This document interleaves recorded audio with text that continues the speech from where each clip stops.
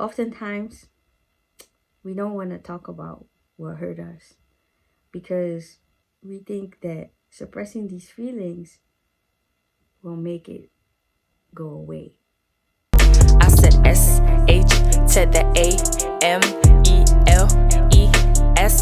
That's my girl, Shameless. Talk is cheap, say less. She performs, yeah, bet. Everyone get set, cause here she comes, here she comes. So it is like the day after Bravehearts. Bravehearts is basically like this ministry, this small ministry that we just started in Europe. Actually, I did it last year as well, and it's basically like an emotional recovery. I'm very emotional. Let me say it like that. I have a lot of stuff. When I became a disciple, I actually learned for the first time how to deal with my emotions, and it was very tough because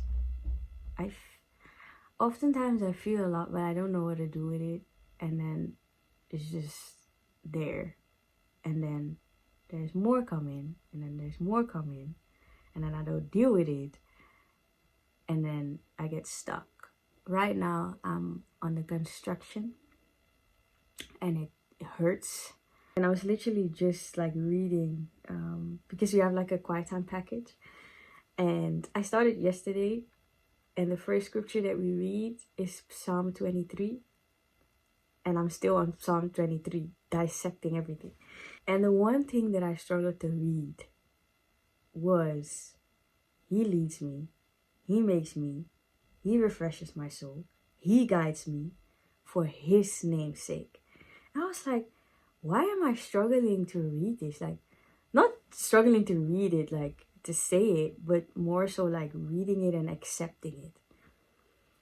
And one of the things that Spurgeon said is, before someone can truly say the Lord is my shepherd, he must first feel himself to be a sheep by nature. And I was like,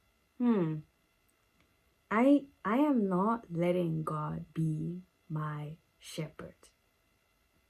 I want to be my own shepherd, because I, as the sheep, I do not always know what I need and what is best for me, but most of the times, almost all the time at this moment, I feel like I know what I need. And it's just hard for me to believe right now that He will lead me. And I wrote down, like, why is it that I always feel, because this is not the first time, like this is a continuous struggle that I continuously fall back into. And yesterday, Anita is like the shepherd. Anita is like the shepherd from Amsterdam. And she was saying that we oftentimes have things that we fall back into all the time. I wrote down, like, why is it that I always feel as if I need to lead myself and that I know better? Why is it, or why do I feel misunderstood all the time? Like, it doesn't matter who it is, I feel misunderstood, and I feel like I am the only one that knows myself. Why is it that I fall back into trusting God fully all the time? Why can I not just trust like a child trusts their parent or parents? It's funny because I work with kids. I worked with kids in Amsterdam, and I live currently in Berlin, and I work with kids now here as well. And one of the things that I see is that kids, they are so dependent on their parents. When the parents drop them off, they sometimes don't want to, leave their parent because they're so dependent on them. But it's also like, when you're more like a child, you're more free, because the kids, they don't worry about anything. The food comes to them. You help them to dress up. They don't need to worry about money. They don't have bills to pay. So it's like, kids they don't need to worry, Oftentimes stuff happens because of sin in our past, where we couldn't really be a child. Oof! I'm fired up to find the root, but I'm also scared because it's gonna be hard. I don't really like to go and, deal with things, and oh man, it's no, it's not cute. Oftentimes, we don't want to talk about what hurt us because we think that suppressing these feelings will make it go away. But on the outside, we seem carefree. I can smile. But on the inside, I'm burdened. And this is Satan's way of getting a hold on us. I need to let God be my shepherd. But it's like, oh, I actually made a song. I don't know if I'm going to get copyrighted, but I want to put it in here also. I don't know how I'm going to do it, but it just literally explains everything, what is going on in my mind. In times like this, I make so much music because it is my passion, and it's the thing that helps me to go and continue and to keep going back, to continue to keep going back to God, to continue to not rely on myself, to see what is going on in my heart and stuff like that. So yeah. You heating up, Lavish? When I sit still, I keep hearing you say that it's okay, but I think that it's not. I'm struggling to pray because there is a lot on my heart. I don't want to deal, I don't want to face. I've been avoiding it all week and now I'm back at that spot. I'm leading myself away. You did not move, I am slipping away. I am the problem but can't get out the way. I don't want to deal, no, not with the pain. Tears held in, I let them out someday. Got told that it's a choice, but I don't want to go that way. Got told a lot of things, but I don't want to obey. You lead, you guide, and you save. All I need to do is just behave, cause by nature I'm a sheep, you're the shepherd, not me. You only know what I need and what is best for me. Get out the way, Shemmy, get out the way. Get out the way, Shemmy, make space. Get out the way, get out the way. Get out the way, Shemmy, get out the way. Get out the way, Shemmy, get out the way. Get out the way, Shemmy, make space. Get out the way, make space. Get out the way, Shemmy, get out the way.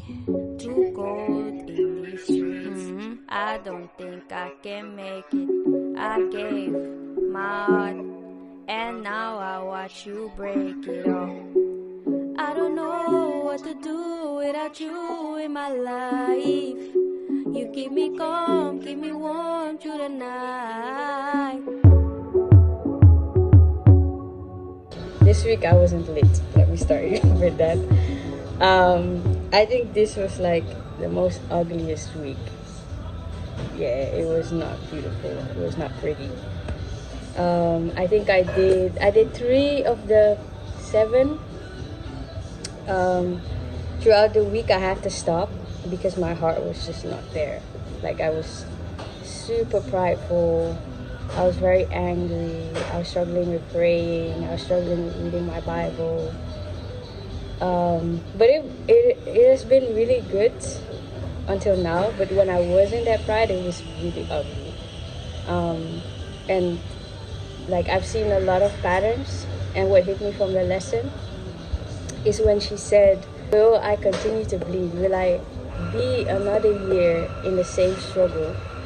And I was really like, man, because what hit me from the quiet times was as well, I think it was day 1 from this week, where I was speaking in Psalm 33 about David, where he kept silent. And I was reading it and I was like, he kept silent. It wasn't that something kept him silent, but it was that he himself kept silent. And I saw that with myself as well. Like, I am keeping silent. I am doing this to myself. I'm very stubborn, very unresolved with God and unresolved with people. And I think one of my biggest things that I fall back into is anger. When I push dealing with something away, I get very angry. I get upset with myself. I get frustrated with myself, frustrated with the people around me. I don't want to pray because I just see black. Like, I just see very negative. I see everything I see as a threat. Like, everything. It doesn't matter who you are. It's just like very demonic, very, very negative. And that was me, like, mostly throughout the week. I think for 3 days I've allowed myself to be in this position. And even when I had D time on Tuesday, I couldn't even speak to my discipler. She was like, Shema, if you cannot speak, I cannot help you. And then I was like, yeah, then we should close off the D. I was very disrespectful. And I don't know what my breaking point was, but one of the things that I told myself last year is that I shouldn't stop from continuing doing what I should do, like going to meetings of the body, just being around disciples, even though I'm angry and stuff like that. It really helped me to just be around people who are spiritual, because otherwise I would like keep in negative, like being by myself, very negative. But one of the things that also made me a little bit more angry is that when I don't want to deal with something, I don't like it when I get pushed to dealing it. Not in a way of like forcing, but more so like when people ask me how I was doing, I was getting very upset, like very frustrated. So I felt like running away like the whole week. And I feel like God is putting me in this situation always at the right time when I'm broke. He allows me to go back and having to deal with stuff, because I have the tendency to just buy a ticket and leave, like just go somewhere and just leave. Like that was constantly in my mind, like, but I didn't have any money, like I couldn't even think about that. So I was just stuck, and I just felt like God was just holding me, and he was just like, Shema, where are you going? And I even wrote a song, and I was singing in that song like that it feels like I'm a kid, I'm a spoiled kid, a kid that has to go to the doctor, and I have to get a shot, but I cannot get the shot because I keep moving, and the doctor cannot do it, and then I'm making it more difficult, and then it's just one shot that I have to take, and after I take it, it's just done. But I'm just prolonging my journey to healing just by my pride, my stubbornness, just like a lot of things. But I'm kind of like in a position where I'm like, this is not up to anyone but me. I cannot blame anyone. I told my disciples, I cannot blame anyone. Like, I can only blame myself. And I'm kind of in a position where I don't have anywhere to go but to deal with it. And I want to deal with it, and I'm going to deal with it. And one of the things, the actions that I'm gonna take is for me being open about my sins more. I feel like I can pick like what I'm gonna say, like, oh, I'm gonna share this time, and then this time I'm gonna share, but just being like vulnerable to like the next extent. I feel like I've been a disciple for 4 years, and I haven't really been fully open because I'm always sketchy with myself. Like, should I share this now, or should I say this now? And it comes from my past as well. And this is a lot of things, because I had a lot of conversations. I could cry as well. So it's been good, but it's been ugly. But I know what to do. That's the best part. I'm sitting right now in my prayer corner. Just had to cry because I feel like letting God down constantly, and I just felt very sad. But behind me I have like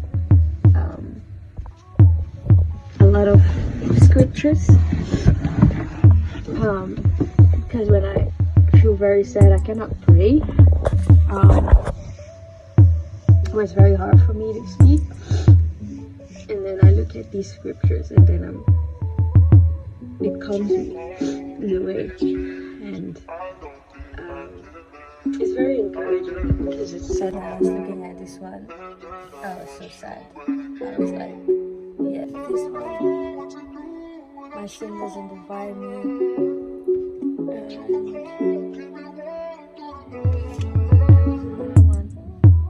And this one as well.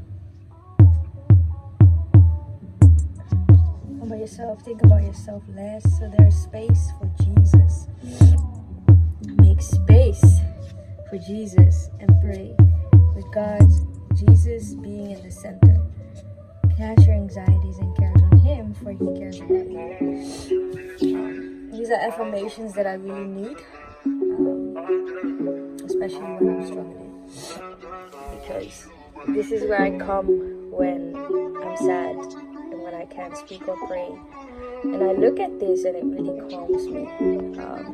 Looking at this really helped my heart.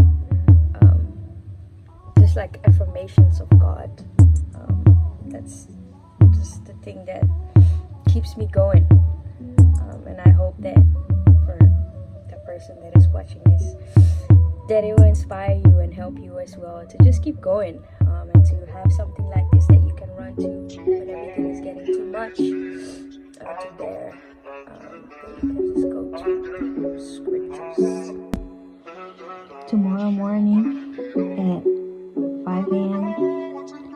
I'm gonna go jogging. I'm gonna speak it into existence. I'm gonna go jogging, even if it's 2 minutes. I'm gonna go jogging. I can feel it in my bones. It's gonna happen.